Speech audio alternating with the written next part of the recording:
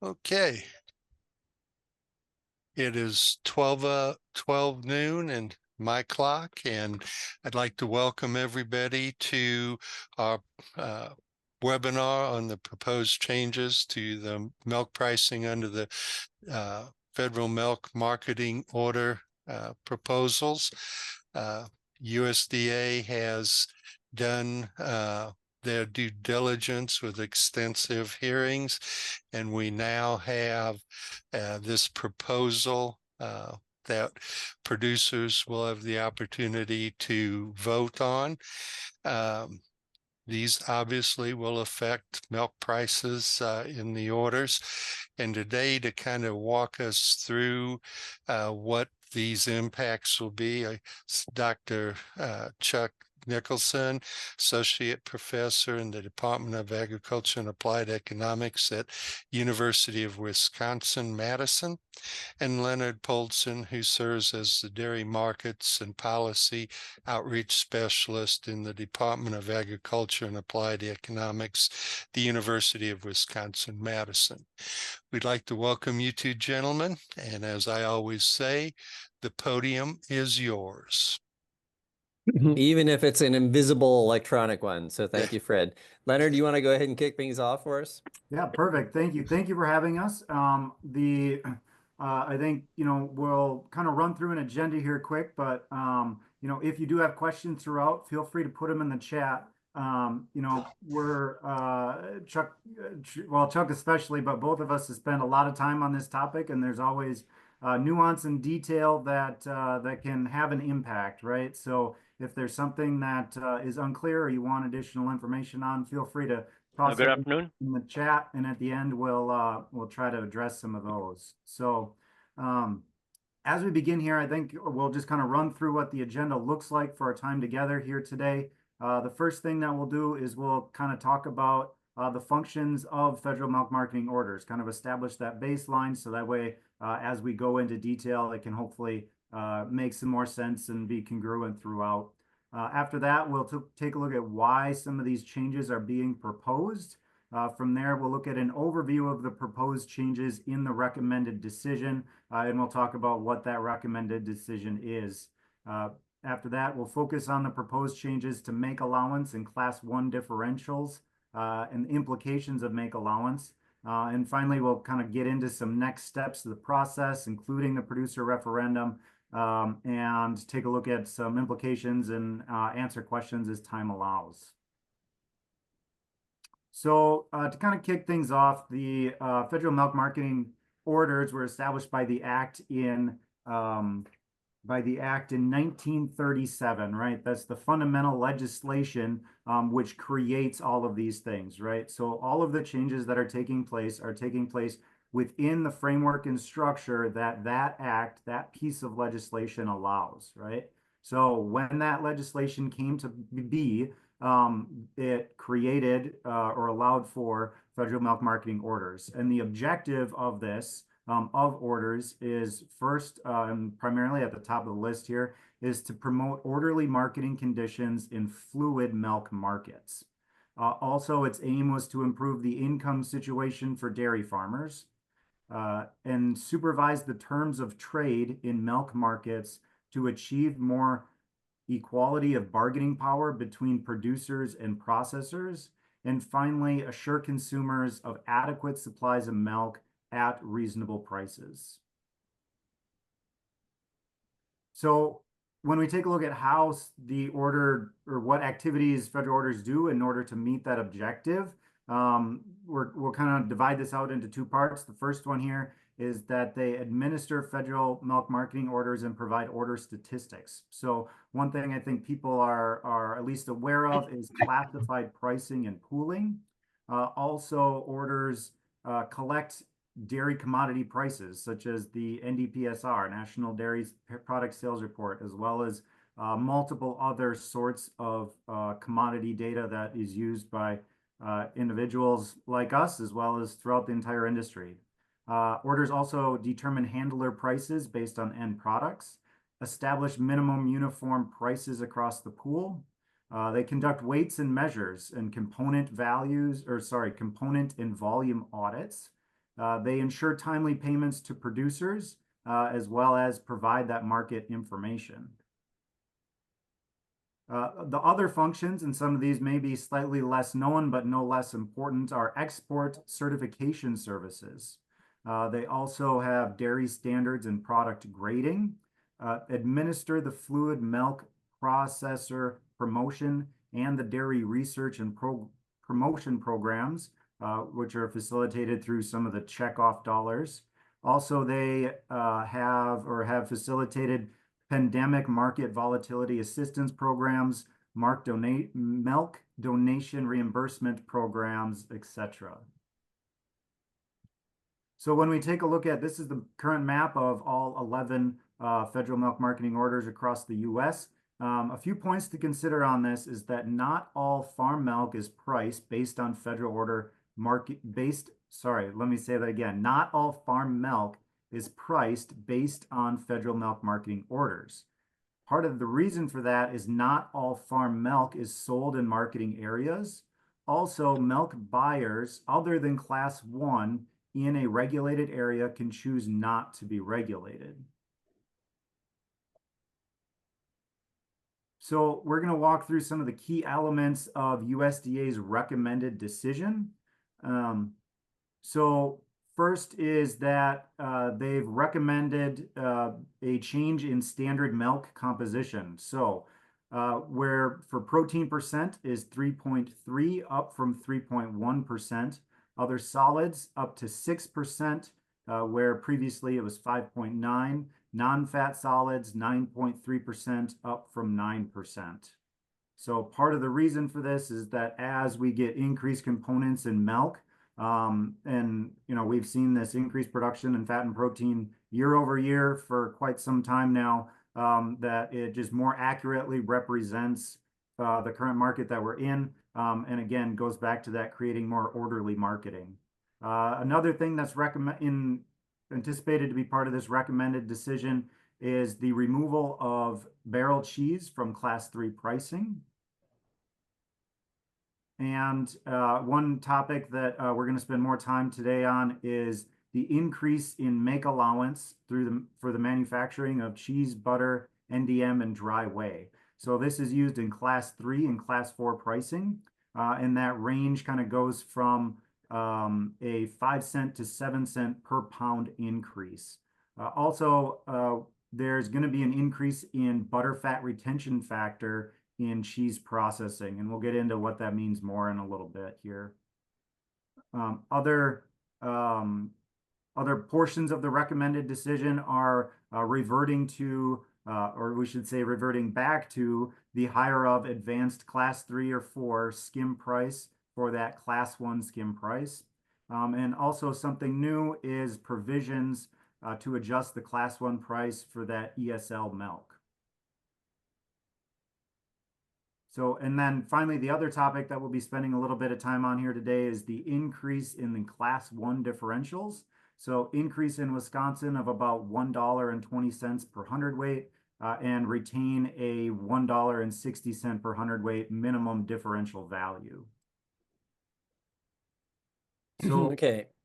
Yeah, I was going to say with that, we'll let Chuck kind of dive into some of the details here.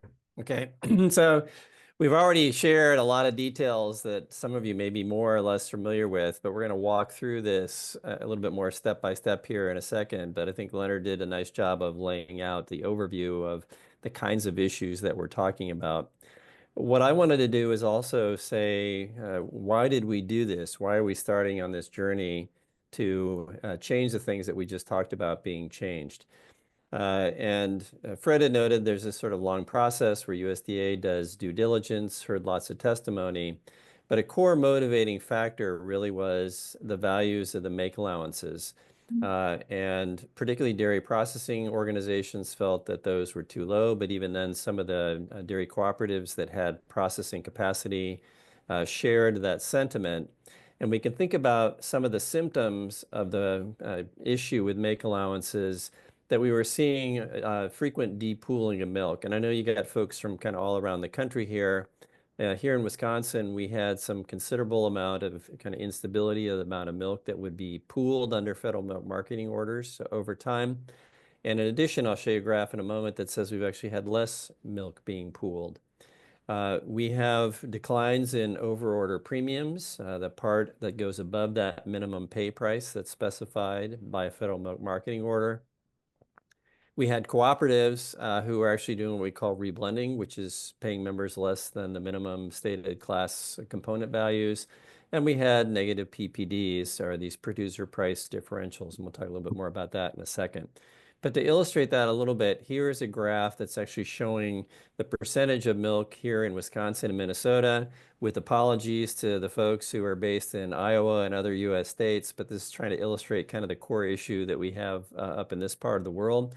And you can see here that this is the amount of milk that was pooled on the order. And there's kind of two things that are key here. There's a lot of bouncing up and down. Milk is pooled and depooled fairly regularly, especially in the pre-pandemic period there.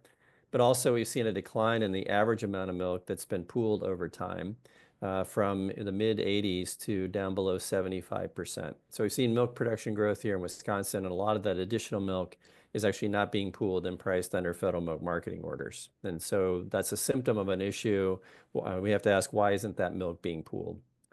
Another idea here is to look at what happened to an index of manufacturing costs shown by the blue line, and how that seemed to get reflected in what happened to these overorder premiums on average. We don't have good data exactly on this for Wisconsin, but we can estimate it based on the thing you see there as the orange line. And you can see there's kind of an upward trend in the manufacturing costs. And there's what I would argue is an associated downward trend in what was going on with overorder premium payments. So these are symptoms of kind of an ongoing issue with the way in which we're pricing milk. So I don't want to make your eyes glaze over or maybe get too much into the weeds, but I think for some of our discussion, it's going to be helpful to understand a little bit about how we price milk if you're not already familiar with that, because that's going to set the stage for talking about how the changes might have some particular implications. So you're probably aware that we base what we think of as an appropriate farm milk price under federal milk marketing orders on dairy product prices. And I've got a graph here that's showing kind of the main product matrix for cheese-related products. But what we're saying is we're going to start with some product price values, and we try and use that to set the minimum price for milk. So we're going to look at the key products from cheese making. We can think about cheese and dried whey. We can think about whey cream and other butter-rich products coming out of this as well. And we're trying to figure out what an appropriate relationship is between those product prices that actually vary quite a lot over time and the price of milk that we think is appropriate under federal milk marketing orders. So the basic question we're trying to answer is how to relate the price of farm milk to the price of dairy products that are made with it. So we actually have a formula that starts with those product prices and calculates milk component values. You may already be familiar with this, but we take monthly market prices from USDA for butter, cheddar cheese, and dry whey. And we're going to use that to calculate some component values for butterfat, for protein, and for the other solids. And those three component values, along with the composition of the milk, are going to determine what we think is an appropriate minimum price to be paid for the farm milk. So in a sense, we look at the value of components and we add that all up, and that gives us what we think of as appropriate measure for the value of farm milk that would be the minimum under federal milk marketing orders. So one thing that's common to a lot of these pricing formulas, and I'll show you maybe the simplest example that we have here. If we're trying to calculate that component value for butterfat, we start with that market price shown there in red, the butter price, and then we make two sort of adjustments to that. One is this thing we call the make allowance, and that's basically accounting for the fact that we have some costs associated with taking farm milk and processing it into butter. And then we also have to think a little bit about the yield factor. How many pounds of butter can we make if we have 1 pound of butter fat? Okay, So a core element of what we're going to talk about here is the change to that make allowance. Here it's shown, the way to read that is it's 17.15 cents per pound of butter is what we say in our current formulas was the cost to transform farm milk and create butter out of it. So we have to make some kind of adjustment because it's not free to take farm milk and turn it into the different products. And this is a way of trying to make an appropriate adjustment for the manufacturing costs associated with that. So the key thing is here, one of the core elements of the recommended decision is changing those make allowances. They didn't actually spend a lot of time changing any of the yield factors. Okay. In broader perspective, we survey 4 different commodity prices. We calculate 4 different component values, the protein, butter, fat, other solids, and non-fat solids. We use those to calculate the class prices. Those, along with the utilization, are different proportions of milk in those different classes, create an overall value of the order pool. And then that order pool is going to be the source of revenues that's paid out in terms of farm milk pay prices. Okay, so that lays down sort of the fundamental pricing structure that we currently have. All right. So Leonard had mentioned a number of potential changes, and I'm going to focus a little bit here on class 3. I'm thinking a little bit about folks down there in order 32, the central order. You don't have quite the high utilization for class 3 milk, milk used in cheese, as we do up here in Wisconsin, but you've got a pretty substantial proportion of your milk that's going into that use. So here we have increase in the make allowances. I just showed you a little bit about how that fits in. There were some modifications to the retention factors. Leonard mentioned that we're going to use some different cheese prices to come up with those product prices that go into the formulas. And then he also mentioned the standard composition of milk would be changed. So let's think a little bit about how those things will play out here. Okay. So one of the things that was a major issue when USDA was doing its hearings and collecting evidence was trying to set an appropriate value for this make allowance. And I'm going to focus here really more on cheese, but it'll be true for the other products as well. So one of the ways in which we can do that, that actually turned out to be an important piece of evidence for USDA, was we can survey plants that are making the products and find out their actual costs of processing. My longtime friend and colleague, Mark Stevenson, now retired from UW-Madison, was a critical piece of doing 2 surveys to provide evidence about what it actually costs to make the dairy products that are part of the pricing formulas. Another way we can do this is we go to engineers and we say, if you had a plant that was operating like this, what would it cost you to actually transform these things? You can kind of think about that as maybe being some kind of best practice type idea. And then we can do some statistical analyses of existing data that look at past relationships about prices and costs and sort of project that forward. And it turns out that in the hearing evidence that USDA had that was used to support the current recommended decision, they had information from all of these different sources. Okay, so because this has been such an important issue, is the primary motivator for the hearing in the first place, they spent a lot of time poring over this particular evidence. One of the things, though, that is a little bit more art than science is that whenever you do these different estimates, you tend to get a range of values, and you might get something that looks like 12 cents a pound of cheese to 19 or maybe even above 20. USDA still has to work with that to figure out, in a sense, where the cutoff is. So some values are below that, some are above. Typically, they do not say we're going to cover everybody's cost of production. They say we're going to cover some proportion of costs that it's in the middle. And so they had to make some kind of judgment call about that in putting forth the recommended values. Okay, so that's a little bit of the background. And what I want to do now is provide some perspective on what USDA did relative to what the current values of those make allowances are, and then also relative to some of the proposals that were made by major dairy organizations. And on this graph and other similar ones, the bar on the left there is showing kind of the orangey color, if you can see that, where the current make allowance is for cheese, about 20 cents.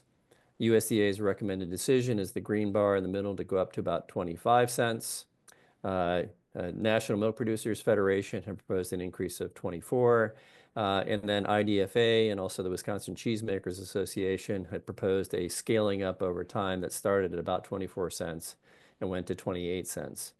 So one of the things that you notice by looking at this is that USDA was kind of holding up its scales and trying to think about what an appropriate value would be.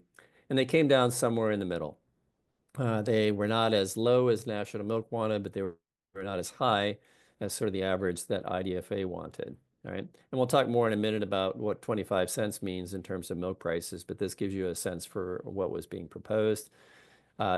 Similarly, for products affecting Class 3 prices, USDA recommended an increase in the dry whey make allowance, the cost to transform product into dry whey. Currently, that's a bit below 20 cents per pound. They recommended, actually, this is the larger of the increases in make allowances that they proposed, something more than 7 cents, up to 26 cents. But again, it was more than what National Milk had requested and less than what IDFA and cheesemakers had requested. And we have a similar sort of story related to butter. The USDA decision is somewhere in the middle. So the basic idea here is USDA heard a bunch of testimony and they had to make a decision about where they thought an appropriate value for that make allowance was. And they kind of put it right down the middle between the different requests that were made by different organizations. But in each case, there was an increase. Okay. So let's talk a little bit more about what this means for prices. And if you're looking at a screen here, I know you're seeing a lot of words and a lot of different equations. Mostly what I'm trying to do is point out that there's a bunch of different pieces that go into calculating what that Class 3 price is. The component values are there being calculated. We have the other solids, butter, fat, and protein. We've got a Class 3 skim milk price. And finally, we get to a Class 3 milk price. But maybe what I'd like to do with this is sort of just highlight, by going to this next slide, the places where you see red are places where USDA is proposing a change to the formulas that will affect ultimately that Class 3 milk price, okay? So noted there, primary ones are the changes in the make allowances for the products, those increased values. There is one change that's a yield retention factor in the butterfat value for cheese. And then as Leonard had pointed out earlier, when we look at the Class 3 skim milk price, there's some changes to the composition of the milk that will be used for that pricing, okay? All of those things are going to affect what we'd see in terms of impact on a Class 3 milk price. So to maybe break it down for one specific month, what I'm showing here is we have 3 component values that are part of Class 3, the butterfat, the protein, the other solids. We look at what the current product price was last month, the last reported month is September 2024. Look at the current in black, and the red is the updated make allowances for the products. And then ultimately think about what that means in terms of a change in the component values, which is that far right column there. And so you can see in a month like 2024, with the new formulas, we'd have a lower value of about 7 cents for butterfat per pound, a bit over 9 cents for protein, and nearly 7 cents on other solids, okay? So if you're thinking about what that means in terms of producer pay prices, you should already have sort of an intuition that what we're looking at here is the component values in milk are going to go down. And that definitely is sort of more the short-term effect that we'd be looking at. All right. So let me, though, break this down and talk about kind of 3 different ways in which we might think about Class 3 prices being different, okay? So we can look at the changes that USDA has recommended. Don't maybe make your eyes glaze over on too much of this stuff, but if you go to the far right numbers there, that skim milk price would go down by about 10 cents per hundredweight under the changes that we're looking at here, okay? If we look at the Class 3 price, which actually then includes the reduction in the butterfat value in a month like September 2024, we're at 32 cents per hundredweight difference between the current and the proposed decision. And then in our parts of the world, we pay people on the basis of the value of their components, not exactly that Class 3 price at a standard test. And if we look at the value of components in Class 3 at the test of the milk in the state of Wisconsin, and this is actually August data, we'd actually see a much bigger change in the component values. That's nearly $1 per hundredweight, okay? So you may hear people talk about the potential changes. They may be talking about any of these prices, but it's kind of important to think about which one they're really talking about. For my money, the most important one is really thinking about that component value, because that's really where milk checks are going to be written differently. Okay. I also note that this is actually for milk that's currently being pooled. We have about 25% of the milk in the state of Wisconsin that is not pooled under federal milk marketing orders. We don't have really good information about what the pay prices are for those folks because they're not under the regulated system. Could be that actually they're currently getting something that looks more like that component value that's the 92 cents off from the change in the formulas, in which case they wouldn't actually see that big a change. They might actually see some kind of increase. Okay. And this is actually a graph just trying to show for both class 3 and class 4. If we look at the value of the components only, we get one set of values in terms of the impact on milk prices in a month like September. If we account for the change in the composition that Leonard had noted earlier, we actually see sort of a different impact. So again, it's kind of important to be aware of which of the kinds of impacts you're looking at when you think about the impacts on milk prices. Okay. So what are some of the implications of this in multiple component orders, which is most of the ones in near where all of us are? Component value and producer paychecks is going to be lower. There may be a bit of an offset to something we'll talk about in a moment, the PPDs, because of increased value of class 1 milk in the pool. We also would expect that actually more milk would be pooled going forward, and that would address the issue that I mentioned earlier of both milk depooling and less pooling of milk over time. And we'll think about some of the other changes here in a moment. Okay, so one of the things that I really want folks to understand is we often look at what's going to happen by looking backwards, and USDA actually included in their analysis the last 5 years going from 2019 to 2023.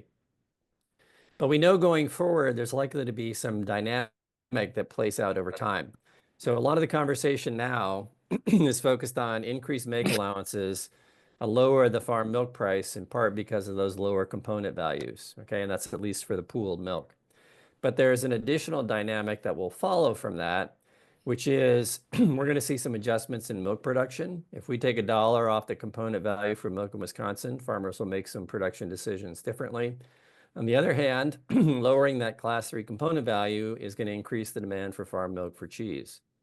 So those two things together are going to affect the milk supply and demand balance going forward. We probably have less milk produced and more milk being demanded. That will actually put some pressure back on to return some of those premiums that we had said had largely gone away. That can have an offsetting effect on the farm pay price as we get out over time. And in addition, I mentioned we're likely to see more milk pooled, and that can also have an offsetting positive effect on the farm pay price.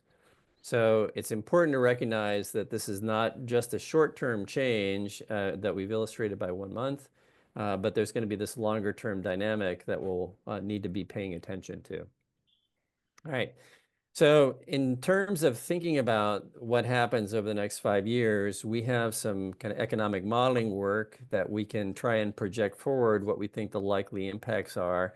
And I'm showing here a graph that actually goes from 24 to 28 and then provides an overall average. If we look at kind of the expected changes over time in that class 3 at the standard test of 3.5, we might expect some pattern that looks a little bit like this. There's definitely some differences in different years. Overall average is a little bit less than 20 cents. If we evaluate that for class 4, we get a different pattern. And part of the reason that we actually see some price increases in those later years is actually we've tightened up the milk supply, which is part of that milk supply and demand balance adjustment that I've talked about. We can also look at this on a component basis, and that gives us sort of a different view of the value of components and how those would change here in class 3 over time. And we can do a similar kind of projection out there for class 4, right? So part of the storyline is here that the impacts matter depending on what variable you're looking at. Is it class 3 or is it value of components? And it also matters what you're looking at in terms of impacts over time. Okay. So to wrap up on make allowances, basically, I think there was a consensus on the part of most dairy industry organizations that adjustments were needed. The current make allowances were not reflective of the cost of transforming product. The discussion now is really about how much adjustment was needed. Did USDA get it right, or are they too low or too high? The impacts, as I mentioned, will play out over time. We can't just look at 1 year, and we particularly can't look back at the last 5 and get a really good sense for what's likely to happen. One of the things that we're noting is we're likely to see some returns of over premiums, and milk supplies will be adjusting, and that will be part of that price dynamic going forward. Okay. So let me talk at least a little bit briefly about the other element of this, which is going to be more important for folks outside of the Wisconsin-Minnesota area, but this increase in Class 1 differentials. Okay. So this is actually one piece of the Class 1 price, and this is actually kind of where USDA tried to make up for, in at least an indirect way, the reductions in component values. Okay. So again, without trying to make your eyes glaze over too much, to get the Class 1 price, we actually look at those Class 3 and 4 skim prices. We add 74 cents under our current system. That gives us kind of a base price for skim milk that's going into fluid uses, which is what Class 1 is. We have a butterfat pricing factor that we're going to use for that. We look at that base skim milk price times the proportion of skim, the butterfat times the amount of butterfat. That gives us a base price. And then we do something that we don't do for any of the other class prices. We add a very specific adjuster or location-specific value that is that thing we call the Class 1 differential. All right. So the justification for doing this is that that differential provides a financial incentive to supply the Class 1 market, the beverage milk market. And there's some language there in the USDA's recommended decision that talks about the geography, where fluid milk typically is closer to a population center and needs an incentive, right? So currently, if you're not familiar with what this map looks like, we have a Class 1 differential for every one of 3,108 counties in the United States, currently ranging from $1.60 a hundredweight to $6. And you can see the color coding here in the state of Wisconsin. We're at about $1.70 on average. Iowa has some parts that look a little bit like that and a little bit higher values. And these were last updated going on 20 years ago. Okay. So why do we have that pattern where we actually have lower values in places like where we live and higher values elsewhere? And this mostly has to do with where there is milk surplus and where there is milk deficit. And this map is showing the green is surplus areas, surplus counties. Red is deficit counties. Many of those deficit counties are in the southeastern United States, and that's why we provide a bigger incentive to get milk down there for fluid milk processing by having those bigger differentials. Okay. So USDA again says the value of milk varies by location. So we did this for every county in the United States. And our proposed changes are trying to align with the evolution of the industry and an increased cost of serving the Class 1 market. And Leonard had mentioned at the beginning that the whole purpose of federal milk marketing orders is to make sure that that Class 1, that fluid milk market, has orderly marketing conditions and there's an adequate supply of beverage milk available for the U.S. population. So we can think a little bit about what determines the value of milk at a particular location if it's going to be used in a carton that goes to the grocery store. Obviously, the amount of farm milk and component at a location makes some kind of difference. The dairy product demand, and that's particularly linked to population, makes some kind of difference. The cost of transporting milk, whether that's from the farm to a processing plant, from one processing plant to another in the form of an intermediate product, or the distribution cost of a product going from a plant to a grocery store are important for thinking about what the value of milk should be at a particular location. Now, obviously, it matters where the plants are. It matters how big the plants are, how much they can process at a time. And changes to any of these things are likely to change the values of milk that we'd see in the different counties of the United States. Okay, so there's a lot of stuff that's changed since 2008 in terms of where milk is produced, where people live, and transportation costs. So USDA was trying to account for this and making these changes to Class 1 differentials. Okay, so USDA actually used some economic analysis to evaluate the potential changes in the values of milk. This is actually work that was done partly at Cornell and later here at UW-Madison. And it's based on an idea that you want to minimize for the entire dairy supply chain the cost of moving milk from farms to plants, from plants to another plant, making the products themselves, like the make allowances, and then transporting products to plants and locations of final demand.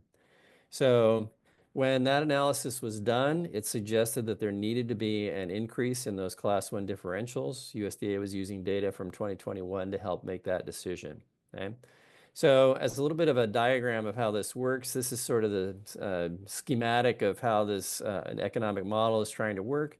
And it generates information in addition to a pricing surface about where milk might reasonably go from a farm to a fluid milk processing plant. And we use that to determine the values for all these different counties in the United States. Okay.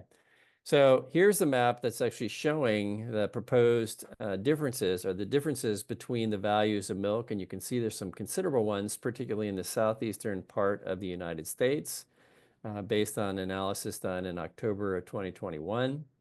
There's actually a big difference between the current differentials in some locations that was as big as $3 per hundredweight. So with that information, USDA decided, again, for each and every county, what an appropriate change in that Class 1 differential would be. You can see the color coding on this map here aligns actually pretty well with the changes in the previous map that I showed you. Here in Wisconsin, the average increase is about $1.20. Iowa, it's really more around $1. But there's increases, larger ones in the eastern part of the United States, and generally sort of smaller ones in the western states. So the average overall that's proposed in these changes, if we just look at the simple average of counties, is about $1.24 per hundredweight. Okay? So let's think a little bit about the impacts of increasing those differentials. As I noted before, we're going to have an increased value of the order pool. That'll be an increase in the blend price, increase in the PPD, and likely also an increase in the all milk price. We'd have a larger impact in orders that have a lot of Class 1 or beverage milk utilization. You folks down there in the central order have about 30%. We have about 5% here. You go to Florida, and it's actually more like 85% of Class 1 milk. So there'll be some differences depending on which type of order you're in. We'd also expect that some of the increased cost from that Class 1 differential would get passed along in terms of higher retail fluid milk prices. We can think about the overall value of that. If we look at $1.24 per hundredweight across all the milk that was pooled under federal milk marketing orders in a year like 2023, we actually come up with about $527 million that additional increase in Class 1 differentials would generate. When we look forward, we actually would look at a relatively modest 1% decrease in the national utilization for beverage milk, and an equivalent kind of price increase of about 11 cents per gallon in the retail price, assuming that retailers pass through the majority of these kinds of costs. Okay, so just to kind of bring this back and put it into a little bit of perspective, we basically said, on the one hand, USDA sort of is taking component value away from producers through the make allowances. They're trying to kind of, in a sense, give back some of that value by changes in the Class 1 differentials that puts more money back into the pool. And there are other things that will affect that we mentioned a bit already. The make allowances will also affect what happens with Class 1 because it's based on Class 3 and Class 4. Leonard mentioned the return to the higher of the Class 3 and Class 4. And also the changes in component composition will affect the Class 1 price, okay? So as we look forward, projecting things out, what we're looking at is an expected average increase in that Class 1 price of about 55 cents per hundredweight. That reflects both the supply and demand dynamics for milk over time, and it also reflects the changes that the Class 1, or sorry, the Class 3 and Class 4 prices will experience as a result of the make allowances. Okay, so to wrap up this part, I think there is a consensus in the industry, just like for make allowances, that changes were needed. The comments that I've seen that USDA has received and are publicly available express some concerns about particular locations, but not necessarily about the broad spectrum of changes that were proposed. And a real question kind of becomes how much producer value from higher make allowances can be returned through this use of Class 1 differentials. Okay, so I'm going to pass it back over to Leonard to talk about what the next steps are in this. Go ahead, Leonard. So kind of the entire process that this whole federal order rulemaking process that we've been going through are listed on the slide thus far, right? The ones that are grayed out are the ones that we've already went through. And in July, the USDA issued their recommended decision. So like I say, that's passed. Also, what we've seen from there is that parties have filed their comments and exceptions. And that happened in September.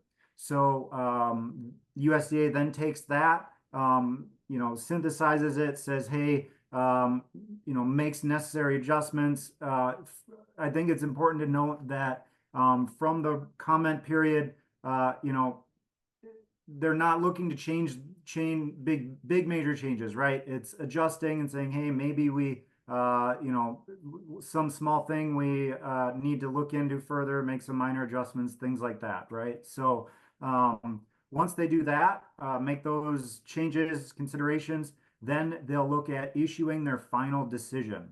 And that is currently in mid-November is what we're looking at for the timeline on that. So the USDA Secretary Vilsack will if they so choose, issue that final decision then.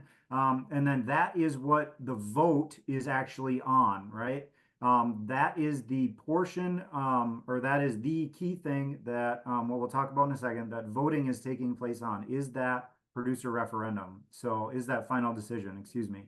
So after November, once that final decision is pushed out, the USDA will hold this producer referendum, or that voting process, in each order. And right now we're looking somewhere around, around early 2025 for that to happen.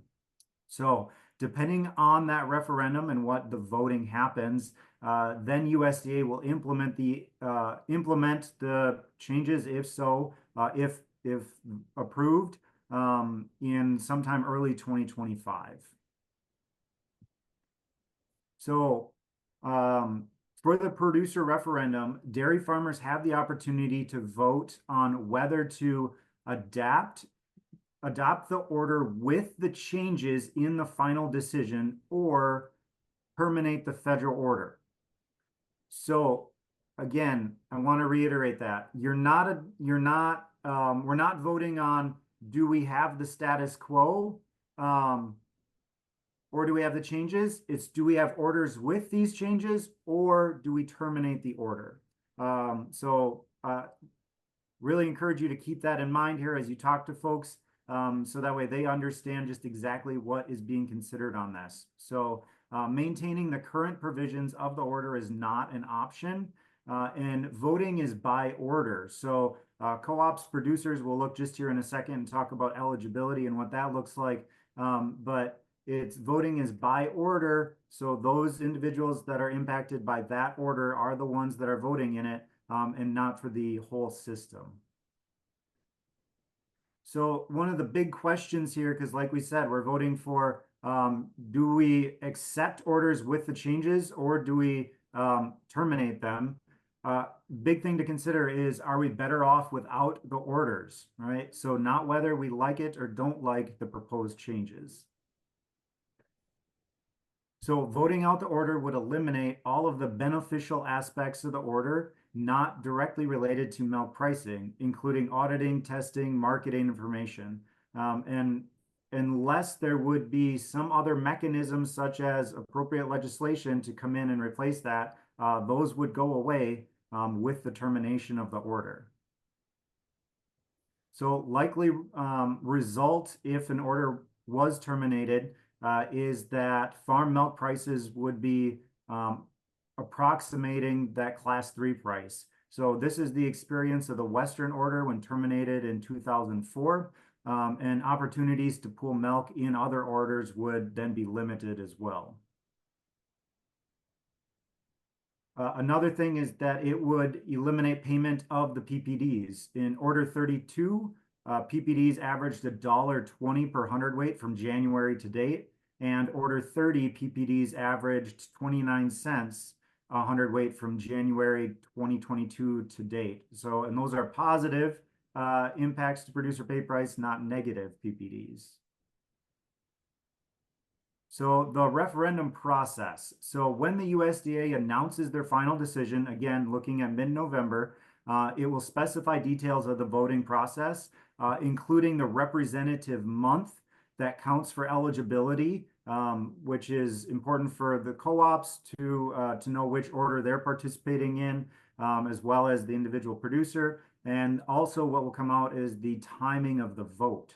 So date requirements for ballots will be postmarked and received by the USDA. Typically, this time frame lasts 30 to 45 days. So if we take a look at eligibility for this referendum process, let's take a look at producers. They have to deliver milk to a handler that is regulated by the FMMO's geographic area in that representative month that the USDA has decided and will come out with in November. And the producer needs to actively engage in producing grade A milk at the time of the referendum. On cooperative eligibility, they have to represent producers who are actively producing and marketing grade A milk within the order in that stated month. Actively marketing milk, which means processing or selling it in that order, and they have to be recognized by USDA. So one thing that we may have heard of previously is block voting. So we want to just take a look at what the referendum process and block voting is for cooperatives. So because cooperatives are considered producers under federal milk marketing orders, they are allowed to block vote on behalf of their members. The co-op must provide USDA with certification of the resolution authorizing the vote at the time that their ballot is submitted to their order for voting. And if the cooperative does not block vote, its members may cast individual ballots. So let's talk a little bit about the voting threshold, right? What it takes to approve or to terminate an order. So to amend an order with the provisions in that final decision coming out in November, it's 2/3 of the voting producers must approve, or 2/3 of the milk volume represented by voting producers must approve. So under a block voting system, cooperatives may cast a unanimous ballot for all members who are eligible, which contributes towards that 2/3 of voting producers or milk volume. Important thing to think about here is that USDA will first count producers, then milk volume if needed. So if it does not pass, or if there is, if 2/3 of producers approve, then they don't move to milk volume. But if it does not pass the producers, then they move to milk volume.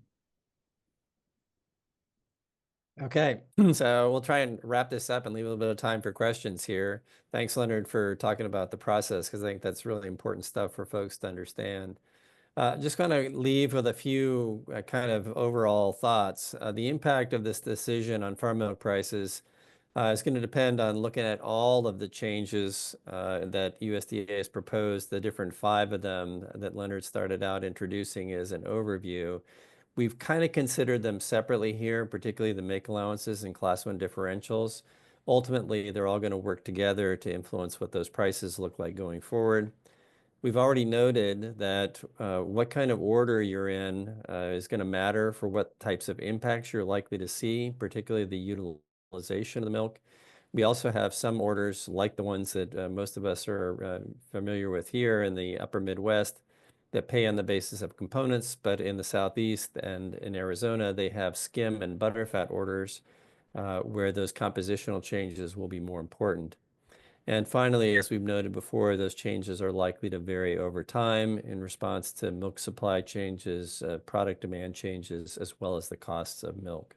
Okay. So I want to just provide, when we think about all of the sorts of changes, a little bit of perspective on the likely dynamic impacts. Here we're looking at the class 1, class 2, and the all milk price dynamics that we might expect on the basis of our economic modeling. I think I showed you a chart before that sort of showed that on class 3 and 4 and component values for those different classes. But the basic bottom line is there'll be some differences over time, and there'll be some differences based on what particular value of milk you are looking at. I want to make folks aware of some other resources that are available, written resources at the website dairymarkets.org, which is the Dairy Markets and Policy Program website. There are some different topics that are treated in a little bit more detail at that particular website, some additional reading if that would be of interest. So I think that's all we were going to say. I think we have a little bit of time for questions, and Fred, we're going to kind of, I think, hand it back over to you to help us walk through that, but thanks a lot. Yep. Thank you very much, Dr. Nicholson, Dr. Poulsen. A lot of great information. I'd like to remind folks that if they have a question, they can go to the chat box and ask questions. Got a couple of questions that are already in the system. Will this make allowance prejudice older plants versus newer plants that are more efficient? I know in our area we have a lot of plants with some age on them. How is that going to affect? Let me go ahead. I'm going to go ahead and stop the sharing there. I'm happy to give a first take on that, and if Leonard wants to weigh in. One of the things that's a little bit hard to tell is how those costs have changed over time in the plants of the different generations that you're talking about there, Fred.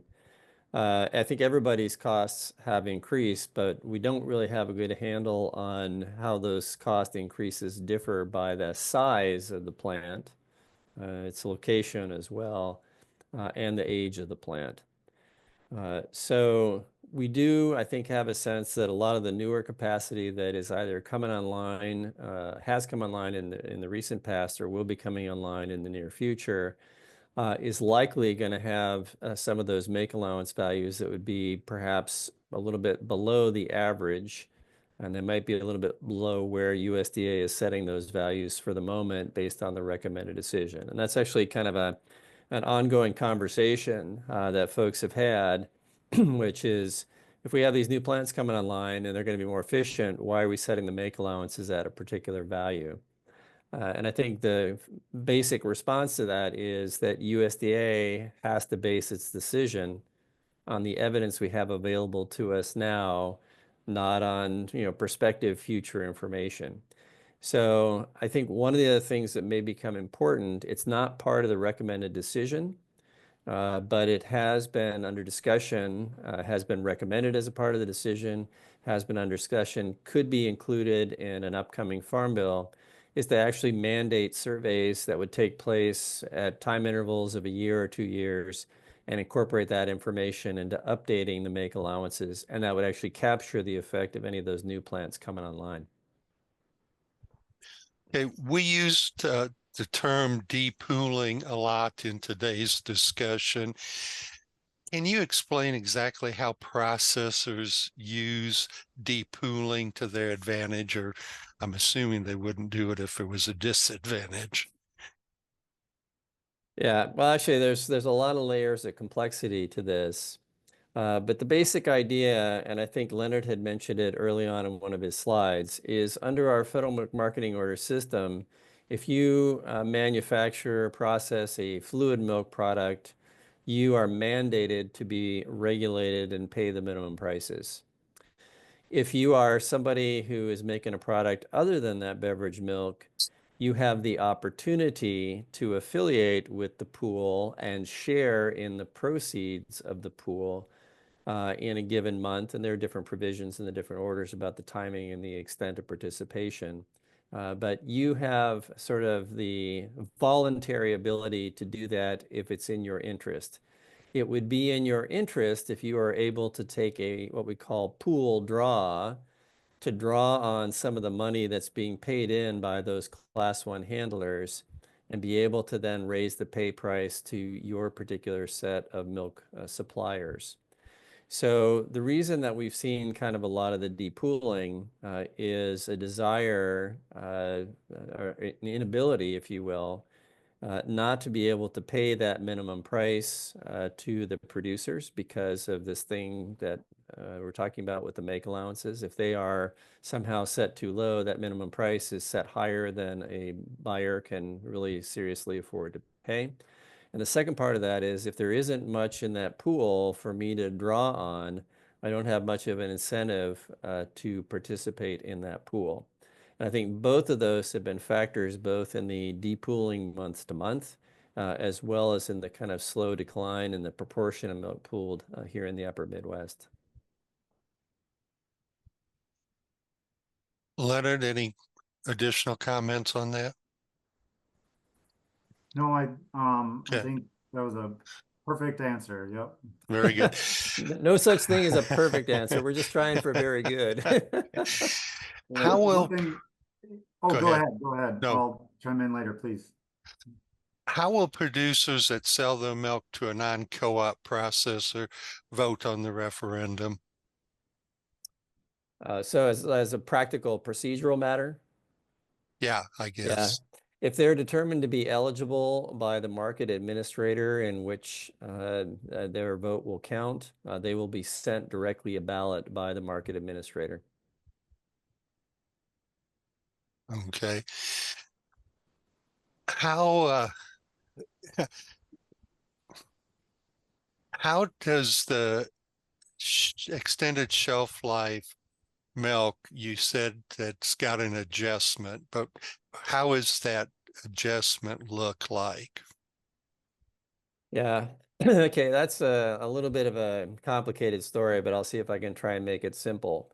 So USDA, in another part of the decision, as Leonard had noted, returned to the higher of class 3 and 4, class 3 or class 4 skim milk prices to determine what that base price would be for class 1.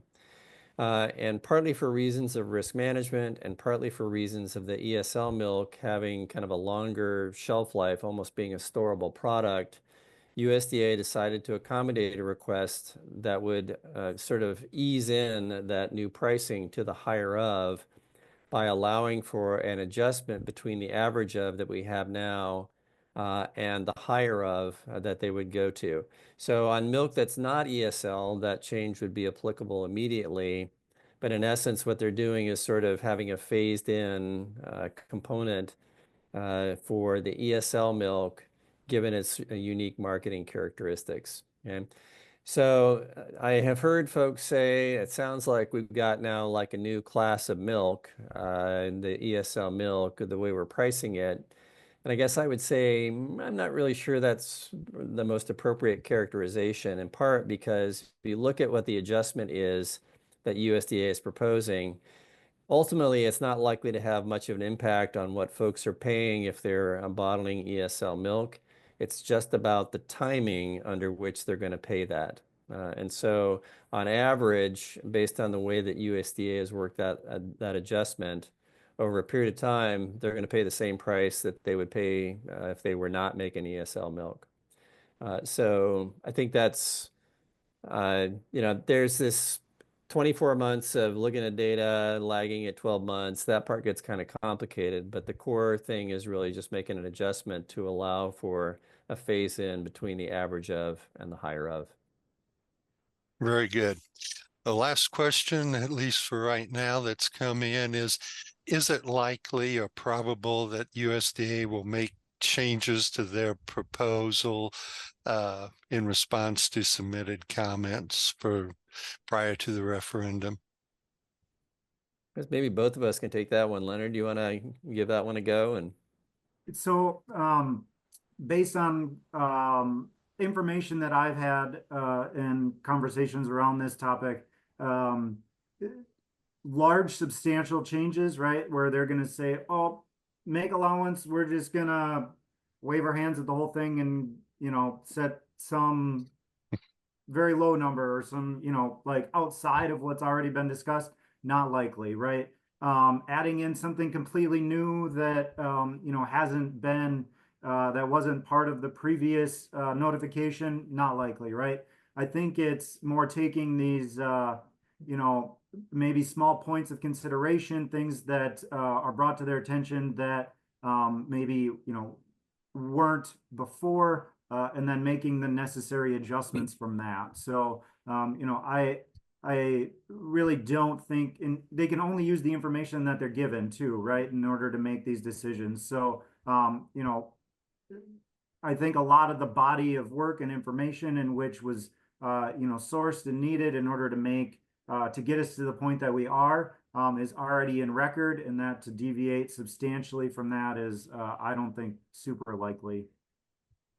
Yeah, I'll agree with Leonard there that I think USDA wants the comments. They want to see what people are thinking about this. But this may sound a little bit harsh, but I think liking or not liking the potential implications of the decision is not going to weigh as heavily on USDA's mind as whether or not there's any sort of substantive evidence that supports a change between the recommended and the final decisions.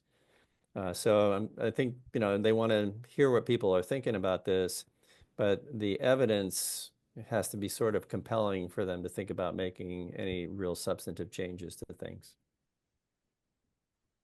Okay. Soon as I said last one, one last one came in. The class 1 mover was changed to an average of class 3 and 4 to allow processors to hedge their products on market. Moving back to the higher of will return us to that situation. Is that no longer an issue?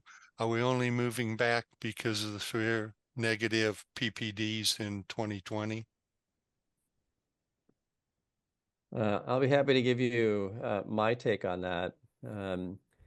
So the argument that was made just there was one that was presented at the hearing, which is this had an effect on the use of risk management tools, particularly by fluid milk processors.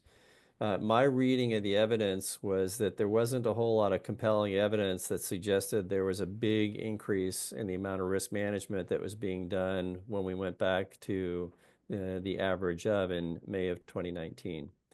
So I think USDA was probably looking at that and saying, that's the argument. We don't see a lot of evidence in support of it. So we know that farm audiences are concerned about this higher of, and we're concerned about the stability of that class 1 price relative to the other class prices. So I think that was the logic that they used to kind of make that decision. Very good. Thank you much. At this point, we will close the program. Want to remind people that it will be archived at the Iowa State University Dairy Team website. And if you scroll back in your chat, you'll see I have included a short survey. And if you would click on that, it's only 4 questions, but it'll help give me a feel on what we can change and what we can do to make a better webinar for our listeners. Again, thank you, Dr. Polzin. Thank you, Dr. Nicholson. We appreciate you sharing this information. And to the folks who stayed with us and were listening, we look forward to having you next month. Thank you. Thanks very much, Fred. Thanks, Leonard.